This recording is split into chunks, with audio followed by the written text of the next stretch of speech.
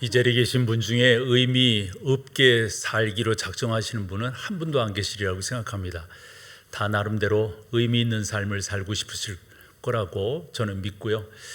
근데 그냥 산다고 의미가 있어지는 건 아니잖아요.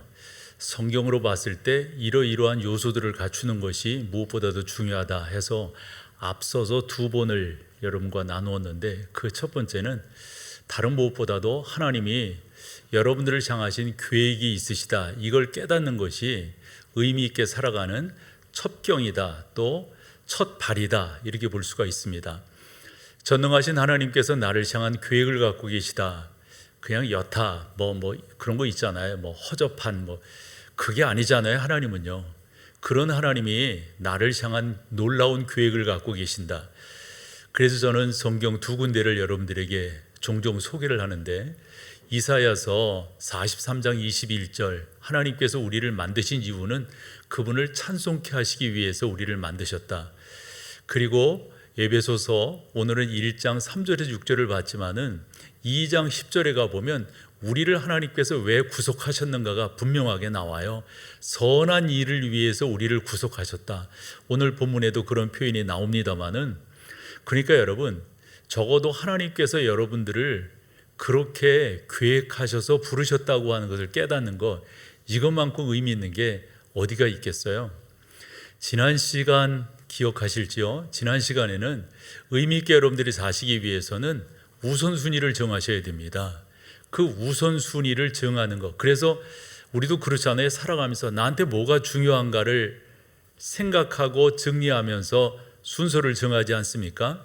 영적인 삶도 저는 마찬가지다라고 생각을 합니다. 여러분, 우선순위를 정확하게 정하시면 좌고우면하지 않아요. 동가식 서가숙하지 않는다고요. 적어도 근자에 교회를 향하여, 예수 믿는 사람들을 향하여 이런저런 말들이 있잖아요. 절대 여러분 그런 가운데 있지 않을 거예요. 그러면서 의미 있는 삶으로 목사인 저는 여러분들을 인도하고 이끌어가야 될 부르심이 저한테는 있는 거기에, 오늘 세 번째로 나눠볼 것은 하나님께서 여러분들을 그냥 지금 이 자리에, 이 땅에 존재케 하시는 것이 아니라 남다른 은사를 주셔서, 여러분 각자가 흔히 생김이 다르듯이 여러분 각자에게 우리 하나님께 허락하신 은사들이 다 다른 거거든요. 교회에서는 이런 용어를 종종 씁니다. 은사 개발이라고 하는 말을 써요. 그러니까 잠재워져 있는 것들을 여러분들이 끄집어내서 하나님 안에서 그런 것들을 존귀하게 잘 써나가면은 뭐라는 거죠, 여러분? 의미 있는 삶을 살 수 있다. 오늘 이것이 제가 여러분들에게 전하려고 하는 메시지의 핵심입니다. 많은 믿음의 선각자들이 앞서서 이런 말을 했어요. 사명자는 죽지 않는다. 뭔 말이에요, 여러분? 그게 지금 내가 이 땅에 살아있다고 하는 것은 그 존재하는 이유가 있다는 것 아니겠어요? 적어도 내가 그런 의식을 갖고 나의 삶을 뒤돌아보고 나의 삶을 개발하고 나의 삶을 의미 있게 내놓을 수 있다면, 여러분 그거야말로 그냥 나이 들어가고 그냥 그 자리에 가고 그런 거 아니잖아요. 훨씬 더 여러분들이 의미 있는 삶을 사시게 될 거다라고 생각을 합니다. 그러한 여러분들을 조금 더 독려하기 위해서 오늘 5가지 주제를 살펴보려고 하는데요. 그 조금만 주제들을 여러분들이 잘 살펴보시면, 아하, 내가 이 땅에서 어떻게 나를 잘 하나님 앞에 드림으로 나아갈 것인가. 여러분들은 그냥 보통 사람들이 아닌 거예요. 전 요즘에 카톡하거나 이럴 때 제가 종종 쓰는 저의 인사말이 있는데, 예를 들어 장로님에게 한다면 장로님은 존귀한 분이십니다. 성도님에게 한다면 성도님은 참 존귀한 분이십니다. 이런 표현을 제가 종종 쓰거든요. 말인즉슨 하나님께서 당신을 보실 때 그 정도로 보신다는 거예요. 적어도 나의 존재의 의미가 좀 더 새롭게 해석이 된다면 여러분 확실히 의미 있는 삶을 살지 않을까요? 그냥 시간 지나고 계절 지나고 오늘 올해도 벌써 이렇게 지났어? 뭐야 이거? 이런 식인 되지 않을 것 같아요. 적어도 여러분들이 지나온 시간 가운데서 내가 어떻게 살아왔는가에 대한 나름대로의 그 점을 하나하나 찍어본다면 저는 분명 의미 있으시리라 생각을 하는데, 한번 살펴보자고요. 정말 여러분들이 의미 있다고 하는 것 첫 번째는 보세요, 여러분. 여러분들은요, 성경이 그렇게 말씀하고 있어요. 태어나기 전부터 하나님께서 여러분들을 향한 계획을 갖고 계셨다. 이 이야기를 누가 했냐면 시편 139편에서 하나님의 사람 다윗이 고백하고 있어요. 본인 자신을 아마 뒤돌아 봤겠죠. 그러면서 성령의 인도함을 받아서 아마 이 다윗이 그런 고백을 했으리라 생각을 하는데요. 먼저 하나님께서 나를 계획하셨다는 거예요. 같이 읽어보세요. 시편 139편 14절에서 13절에서 16절까지 보는데요. 그냥 쭉쭉 읽어보죠. 같이요. 주께서 내 내장을 지으시며 나의 모태에서 나를 만드셨나이다. 그 다음 내가 주께 감사함은 나를 지으심이 심히, 여러분 예전엔 저걸 뭐라고 표현했었죠? 신묘막측하다라는 표현을 썼는데 그 용어가 좀 우리 가운데 익숙하지 않으니까 심히 기묘하심이라. 그 다음에요, 주께서 하시는 일이 기이함을 내 영혼이 잘 아나이다. 그 다음 내가 은밀한 데서 지음을 받고 땅의 깊은 곳에서 기이하게 지음을 받을 때 나의 형체가 주의 앞에 숨겨지지 못하였나이다. 마지막 내 형질이 이루어지기 전에 주의 눈이 보셨으며 나를 위하여 정한 날이 하루도 되기 전에 주의 책에 다 기록이 되어. 여러분 다윗이 고백하는 내용이 그런 거예요. 자기가 이 땅에 이렇게 존재하고 뭐 우리가 다윗의 일대기를 어느 정도 알잖아요. 이런 과정, 이러한 사건 뭐 이런 것들을 쭉 지나온 이 내용들을 살펴봤더니 이게 다 하나님께서 미리 일찍이 계획하시고 일찍이 예비하셨다, 이런 표현을 이 다윗이 쓰고 있음을 보게 됩니다. 요런 설교를 할 때마다 거반의 목회자들이 요런 말을 빼놓지 않아요. 여러분은 아버지 어머니께서 계획하시기 전부터 하나님은 여러분들이 이 땅에 계실 것을, 이 땅에 나올 것을, 이 땅에 존재할 것을 계획하셨습니다. 이런 말들을 한다고요. 혹여 나는 뭐 그래, 나는 어째, 나는 뭐, 여러분 그런 말이 어디 있어요.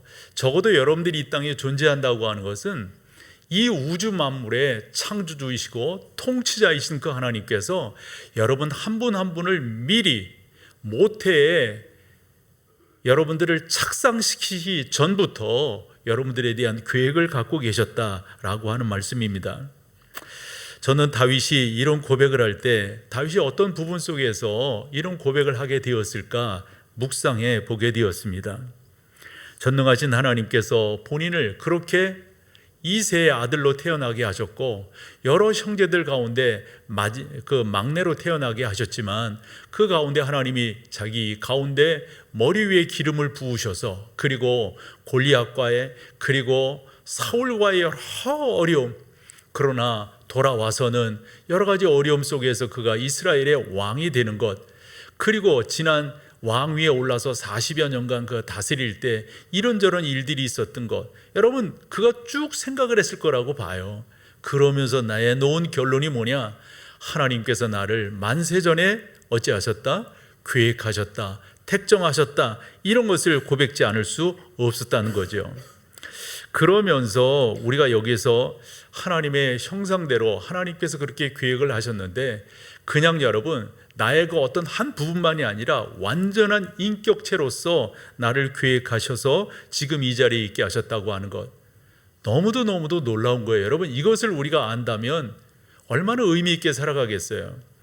적어도 기독교에서 자살에 대해서 그렇게 표현하고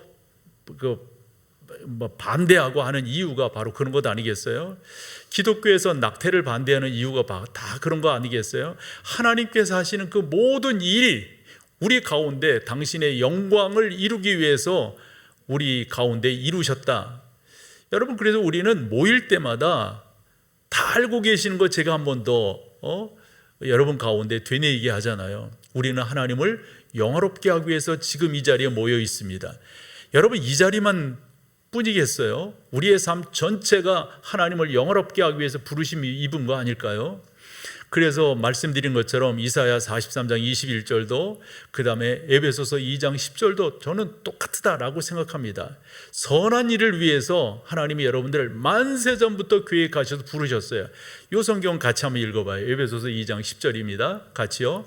우리는 그가 만드신 바라, 여기서 만드신 바라라고 하는 것은 하나님의 그런 계획 속에, 창조 속에 우리가 다 있었다라고 하는 겁니다. 계속요.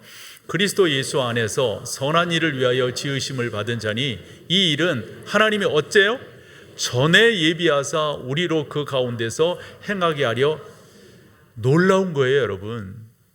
그러니까 하나님께서 여러분들을 그렇게 부모님을 통하기 전부터 계획을 갖고 계셨다. 여러분, 그것이 성령 안에서 내 안에 인침으로 딱 들어왔을 때 나의 존재가 보통이 아니잖아요. 적어도 여러분은 그 정도의 존귀한 분들이시라고요. 이것을 내가 인지하고 나는 하나님의 선한 일을 위해서 이 땅에 존재한다 라는 것을 깨닫고 삶으로 증명하며 나아갈 때 여러분, 그거야말로 큰 의미 아닐까요? 또 하나 생각해 보게 되는 것은 그냥 여러분들은 그냥 우리 흔히 그런 말 하잖아요. 특별히 우리나라 같은 경우는 이렇게 저렇게 성형에 대해서 이렇게 저렇게 하는 것에 대해 많은 그런 나라인데, 여러분, 하나님께서 당신의 형상대로 나를 지으셨다. 이거 보통 은혜 아니잖아요. 적어도 여러분들이 이 땅에 존재하는 것은 뭐라는 거죠? 하나님의 형상 가운데. 창세기 1장 26절입니다. 같이 이것도 읽어보죠. 하나님이 이르시되 우리의 형상을 따라 우리의 모양대로 우리가 사람을 만들고 그들로 바다의 물고기와 하늘의 새와 가축과 온 땅과 땅에 기는 모든 것을 어떻게? 여러분들이신 거예요. 여러분들이신 거예요. 우리가 학교에서는 진화론을 배웁니다. 그래서 저런 식의 과정을 거쳐서 유인원이 되고 그래서 지금 인류가 이렇게 되어졌다. 여러분들은 그런 분들이세요? 아메바가 어찌 돼서 생명체를 이루어서 그 생명체가 또 어떻게 발달해서 지금 이런 가설이 어디 있어요, 여러분? 진짜 과학이 증명하는 게 뭡니까? 우리는 고릴라의 후손이 아니라는 거 아니에요? 우리는 침팬지의 후손이 아니라는 거 아니에요? 과학이 뭐라고 증명합니까?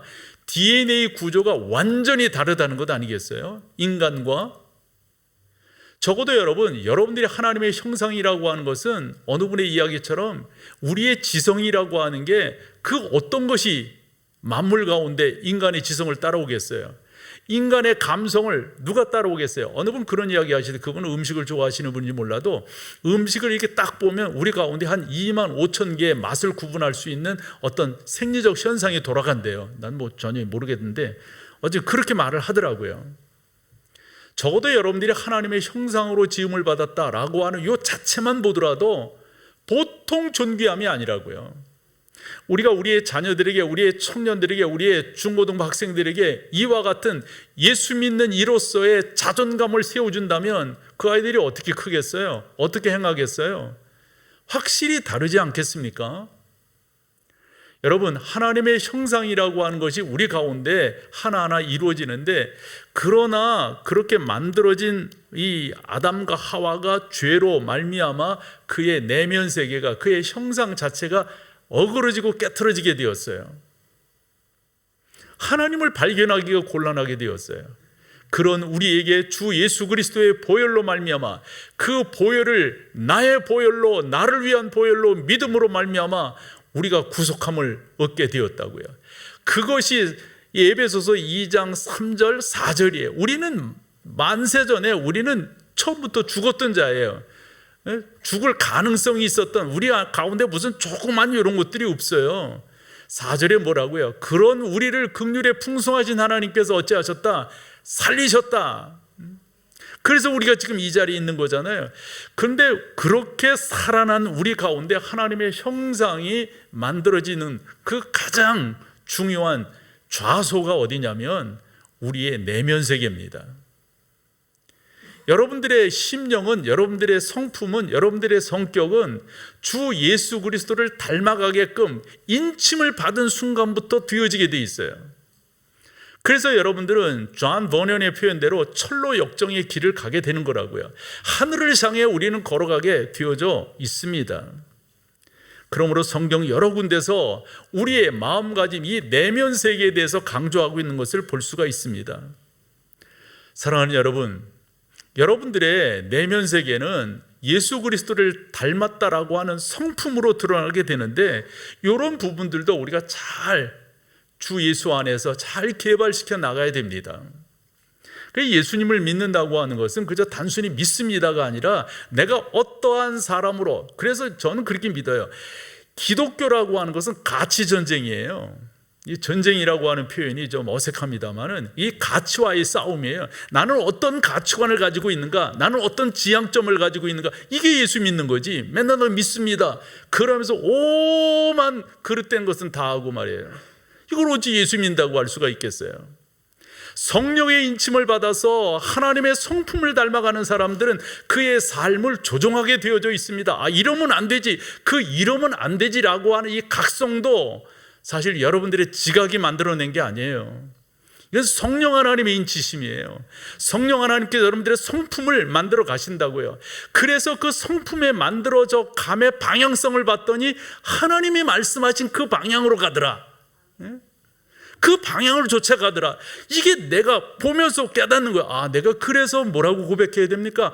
내가 구원받은 사람이 맞구나. 사랑하는 여러분, 이렇게 구원을 입은 여러분들이신데 이 말 해도 될지 모르겠어요. 언제까지 방황할 건데요? 언제까지 안 믿는 사람들의 냄새 풀풀 풍기면서 우리도 다 사람이기 때문에 다 그런 요소들이 없지는 않지만 예전과는 달라야 되지 않겠어요? 예수 그리스도의 은혜가 내 안에 풍성해지면 풍성해질수록 좀 달라져 가야 되지 않겠어요? 언제까지 남의 이야기하다 내 인생 다 갉아먹을 거예요? 언제까지 세상적인 그런 가치 줬다가 필요 없는 것은 아니겠지만 그건 우선순위에서 저 뒤로 가는 거라고요. 뒤로 가는 거라고. 그래서 우리 주님은 마태복음 5장에서 분명히 말씀하셨어요. 너희는 세상의 소금이라고, 너희는 세상의 빛이라고. 여러분, 이것은 단언이에요. 선언이에요. 너는 그렇게 살아야 돼. 너는 그렇게 살게끔 내가 너를 불렀어, 구원했어. 여러분, 이게 우리의 존재의 이유잖아요. 그렇게 우리가 당당하게 딱 나간다면 이처럼 멋진 사람이 어디 있겠어요? 근데 너무 나도 심각하지만 여러분들 너무 심각해가지고 잘 믿어요, 여러분. 그리고 예수를 옳게 믿으면 멋진 사람이 안 될 수가 없어요. 멋진 사람이 된다고 하는 말은 매력적인 사람이 안 될 수가, 누구도 좋아하게끔 되어져 있어요. 누구도. 그리고 함부로 대하지 못하게끔 되어져 있습니다. 사랑하는 여러분, 하나님께서 여러분들을 구원하셔서 여러분 가운데 남다른 은사들을 허락하셨어요. 이것도 여러분들이 아셔야 돼요. 성경을 읽어봐요. 로마서 12장 6절인데요. 같이 읽어보죠. 우리에게 주신 은혜대로 받은 은사가 각각 다르니 혹, 여러분 가운데 이런 은사들이 있다고요. 이런 은사들을 여러분들이 잘 개발해서 그 은사 중심적 삶을 산다면 이제 말씀드리겠지만 얼마나 우리 가운데 감사가 많겠어요. 여러분, 이런 거 감사하지 않으세요? 내가 주 예수의 보혈로 말미암아 하나님의 자녀가 되었다. 천국 백성이 되었다. 여러분, 이것이 우리를 감동시키지 않나요? 하나님의 자녀가 되었다고 하는 것에 감동이 없다? 왜 감동이 없냐면 이것은 이성적 깨달음이 아니기 때문에 그래요. 이것은 전적인 성령의 역사예요. 성령 하나님께서 우리 가운데 인쳐주셔서 내가 하나님의 자녀가 되었다고 하는 그 가치의 소중함을 바라보고 나가게 된다고요. 그러니 여러분, 그냥 대충 그 정도 살다가 내 인생 마치겠다, 그건 가능치가 않아요. 가능치가. 적어도 예수의 부르심이 있는 사람들은, 그 성령의 인침이 있는 사람들은 확실히 삶의 자세가 다르다고요. 여러분들의 경험도, 그것이 쌓인 경륜도 다 선한 일을 위해서 쓰려고 하는, 그래서 하나님, 부족하지만 연약하지만 하나님께 영광 올려드리며 살고 싶어요. 하나님, 저 인도해 주세요. 여러분, 이렇게 여러분들이 살아가신다면 저는 여러분 가운데 세 가지가 분명히 나타나게 되리라 생각을 해요. 그 세 가지를 빌립보서 2장 13절을 읽어봄으로 함께 나눠볼게요. 너희 안에서 행하시는 이는 하나님이시니 자기의 기쁘신 뜻을 위하여 너희에게 소원을 두고, 근데 여기 하이라이트한 거 있잖아요. 너희 안에서 행하시는 이는, 그 행하신다고 하는 것은 뭐를 우리 가운데 이루시고 계시다, 이런 표현이잖아요. 그래서 침묵되어져 있고 그 가운데 녹여져 있기 때문에 저게 뭘까 해서 이제 저런 성경들은 앞선 믿음의 선배들이 건강한 또 경건한 그러한 성경학자들, 주석가들은 저런 내용들을 어떻게 봤는가. 저 같은 경우는 버나 맥기의 해석서를 요즘 많이 보니까요. 그래서 보면은 너희 안에서 행하시는, 뭐를 행하셨는가를 좀 더 구체적으로 이야기하는데 세 가지를 이야기하더라고요. 그것은 성경에 기록되는 있지는 않지만 믿음의 사람들이 저렇게 봤다는 거예요.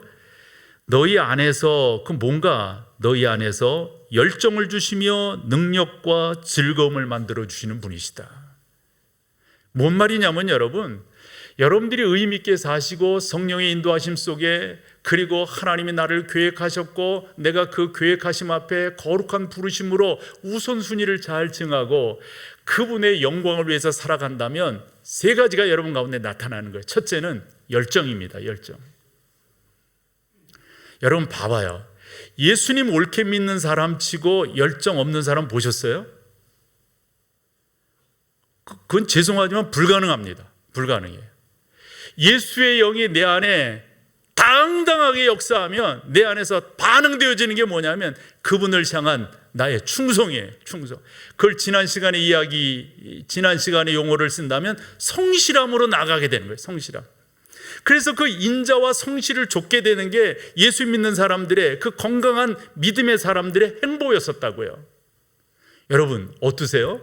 성령의 인침이 있고요, 성령 하나님의 강력한 역사가 내 안에서, 그리고 그분의 인도하심에 대해서 내가 반응을 하는데 가운데 나타나는 열정이 없다? 이거 있을 수 없는 일이에요. 적어도 여러분들이 예수 그리스도의 부르심이 있다면 열정적으로 그분의 인도하심, 그분의 부르심 앞에 반응하시게 될 거라 저는 확신합니다. 또 하나, 하나님의 부르심이 분명한 내 안에서 역사하시는 그 역사함이 뭐냐면 나로 하여금 자꾸 믿음의 고백을 하게. 그건 저 자신도 새벽 시간에 종종 그런 고백을 하거든요. 아, 내가 하나님의 사람인 것, 성령의 사람인 것, 성령의 인침이 있는 것이 확실합니다. 맞습니다. 전 그것을 인정합니다. 이런 식의 고백을 저도 하잖아요. 무슨 말이냐면 하나님께서 그렇게 인정하시고 붙드시고 역사하신 사람들에게 나타나는 현상은 뭐냐면 자꾸 믿음의 고백을 하게 해요. 옳습니다. 하나님이 옳으셨습니다. 옳게 행하셨습니다. 하나님만이 최선이십니다 라고 말이죠. 이 확신이라고 하는 어근을 살펴봤더니 라틴어에서 왔는데요, 그 라틴어의 그 단어적 의미도 믿음이라고 하는 의미를 담고 있어요. 그래 자꾸 우리가 성령 안에서 옳게 살아가고 그분의 인도하심과 그분의 도우심과 우선순위를 정하고 그 선하신 인도하심 속으로 살아가게 된다면 맞아요, 열정이 타올라요. 맞아요, 더 믿음 가운데로 나가게 되는 거예요. 더 믿음 가운데로. 하나님의 선하신 인도함이 없이, 여러분 죄송하지만 내가 믿으면 뭘 믿는단 말이에요. 이렇게 되다 보니 세 번째 나타나는 게 뭐냐면 만족이에요. 만족, 기쁨이에요. 그래서 내 안, 그러니까 주님 하신 말씀이 맞다니까. 우리 주님 말씀하셨어요. 내가 주는 것은 뭐라요? 세상이 주는 것과 다르다. 우린 뭐라 했어요? 나 그 다른 것 좀 경험하고 싶다. 저는 종종 하나님 앞에 고백하고 여러분들에게도 조심스러운 고백으로 나아가는 게 뭐냐면 이게 감사한 거예요. 이게 감사한 거예요.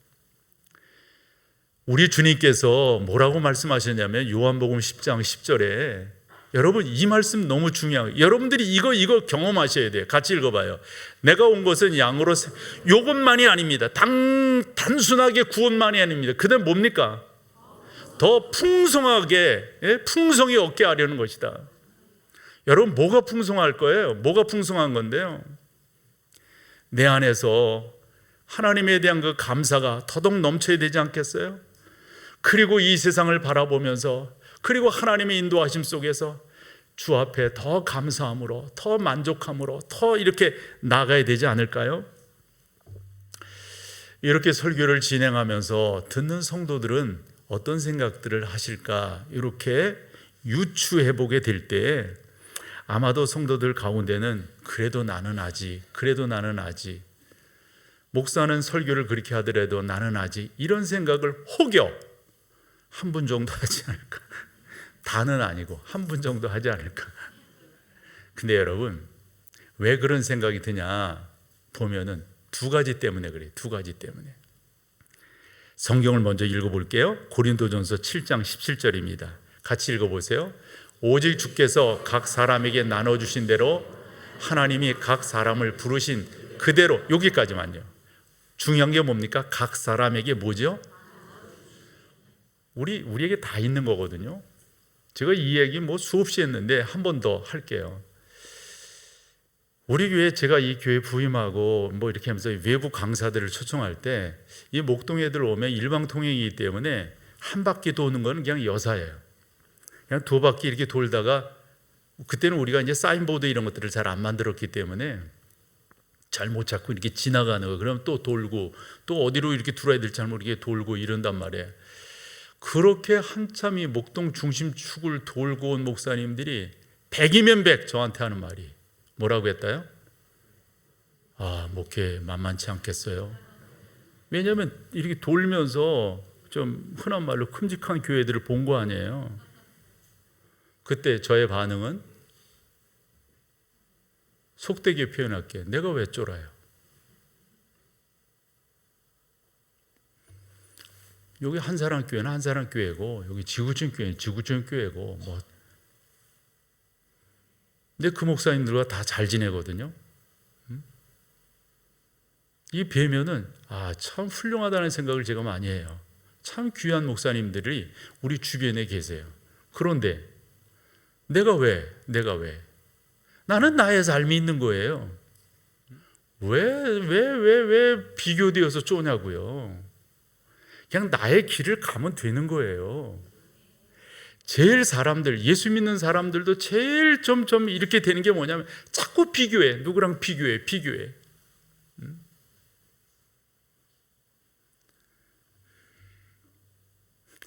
여기에 나오는 말들이 있는데 요즘 하도 써먹어가지고 말을 못하겠어요. 내가 누구랑 비교돼서 지겠어요. 절대. 여러분, 왜 자꾸 사람들이 이 놀라운 은혜가 있음에도 불구하고 그래도 못 누리는가 보면 자꾸 세상적 가치에 자꾸 견주는 거예요. 여러분들이 여러분들을 바라보셔야 될 거울은 성경이지 세상의 가치가 아닙니다. 세상의 가치라는 그 거울 앞에 자꾸 서니까 내가 쫄아드는 거예요. 그리고 자꾸 사람들은 그러잖아요. 왜 너 별난, 너라고 뭐 이렇게 특별하냐? 너 왜 이렇게 별나게 사냐? 여러분, 그런 거에 여러분들을 견주지 마시라고요. 딱 여러분들이 여러분 앞에서 그렇게 딱 살아가는 거예요. 성경이 나에게 뭐라고 말하는가? 이게 믿는 사람의 자세지. 자꾸 사람들이 옆집 사람이 뭐가 누가, 절대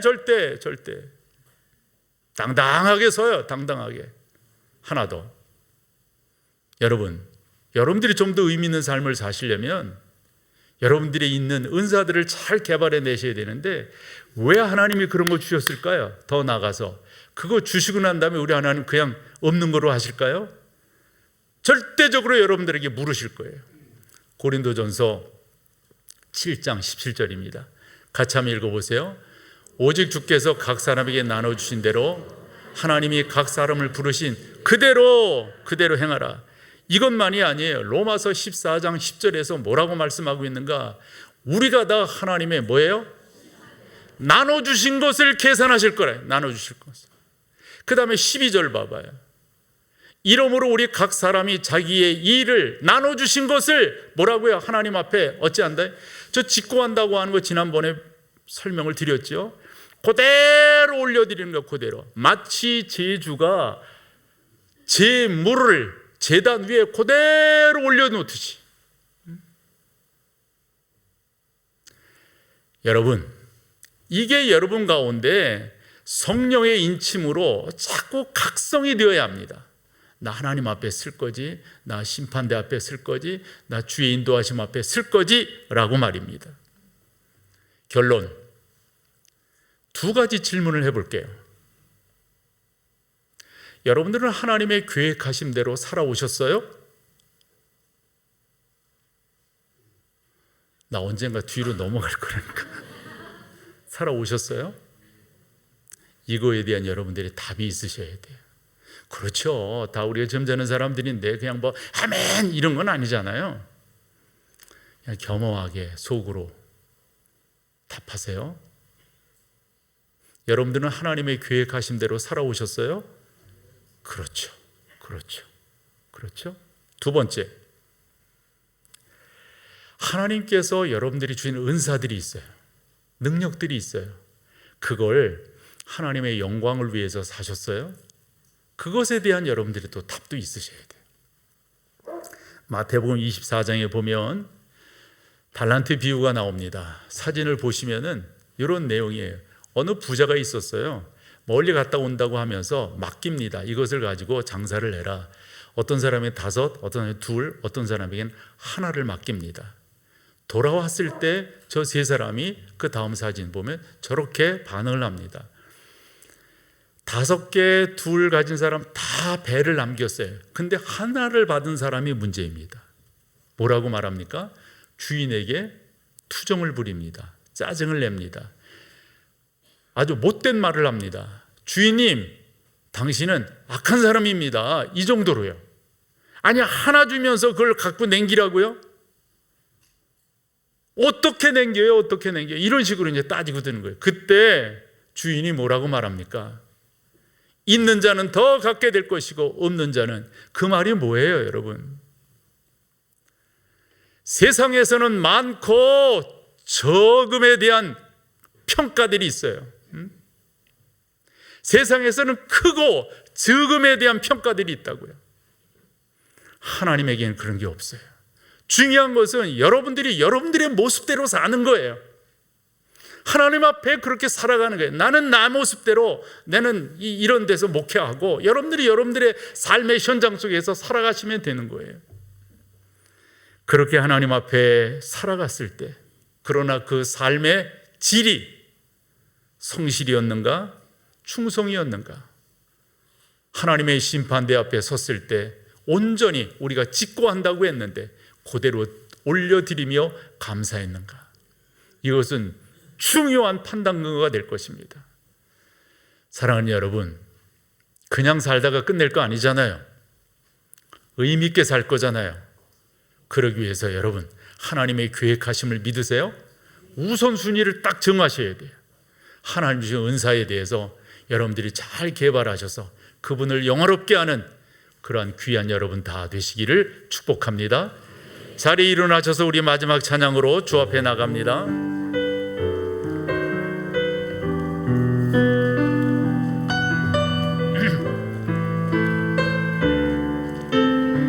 주의 도를 버리고, 주의 도를 버리고 헛된 꿈을 줬던 우리는 거짓과 교만한 마음에 용서하여 주소서. 하나님의 긍휼로, 하나님의 긍휼로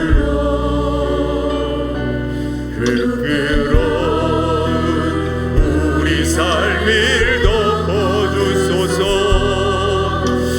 우리의 소망, 우리의 구원 주께 간구합니다. 아멘. 성령의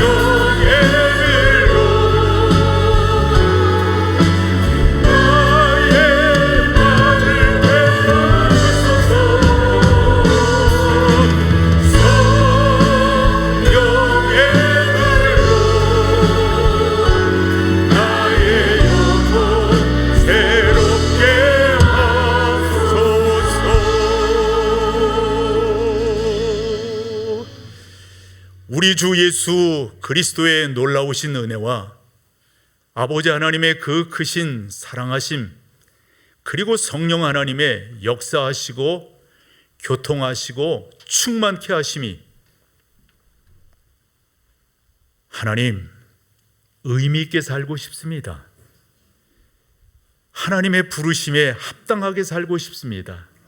소망하며 돌아가는 모든 사랑하는 성도들의 삶 속에 이제로부터 영원토록 함께 계실지어다. 아멘. 아멘.